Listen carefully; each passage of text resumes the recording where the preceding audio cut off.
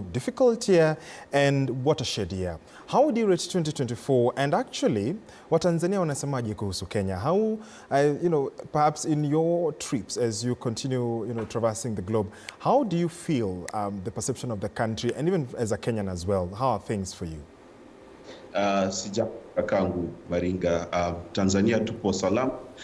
Kama ulivyouliza, Watanzania wanauliza kila siku kwamba Wakenya wana ujasiri wa ainaje, Wakenya wanaongelea mambo yao kinaga ubaga. So generally speaking, that Tanzanians think that Kenyans are very courageous. They actually admire us. They follow a lot of our politics, and they're having an election year next year. So they're looking keenly to see what is happening in Kenya. At the same time, you asked me how would I rate the year. I think 2024 is the year that will go on record that had 4 years in one. Let's remember, we had record flooding this year. We had the Gen Z protests.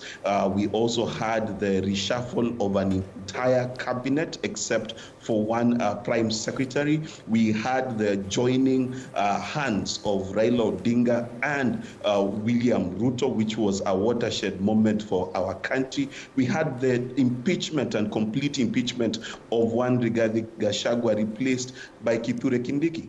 But at the same time, we also saw huge comeback, bounce back from the country in terms of our inflation rate, which has reduced quite a bit, all the way to 4.6 from a high of up to 7.6 a few years ago. Too, we've seen a reduction in the cost of food. We've seen reduction in the cost of fuel. So all of these are significant changes. But also we've seen shrinkage in other areas such as construction.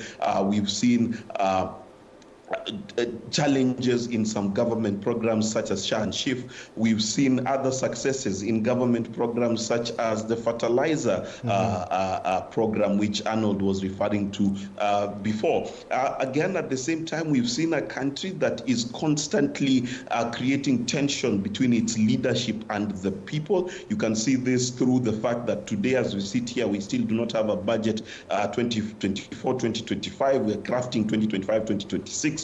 We have a cabinet that is still trying to find its footing and trying to meet the people halfway. We've seen people who are continually questioning the political existence. But most importantly, we've seen the entry of the Gen Z into the political conversations of this country. For a long time, it was assumed that young people do not vote, but now become part and parcel of the political conversation and need to be taken seriously. So 2024 is a year of mixed bags. It's a year of shocks for some people, but it's a year indeed where this country has grown significantly. And that growth, as I traverse the globe, as you've said, is being noticed. And I must congratulate every Kenyan for making 2024 a year where the country was held to account, leaders were held to account, and congratulate our leaders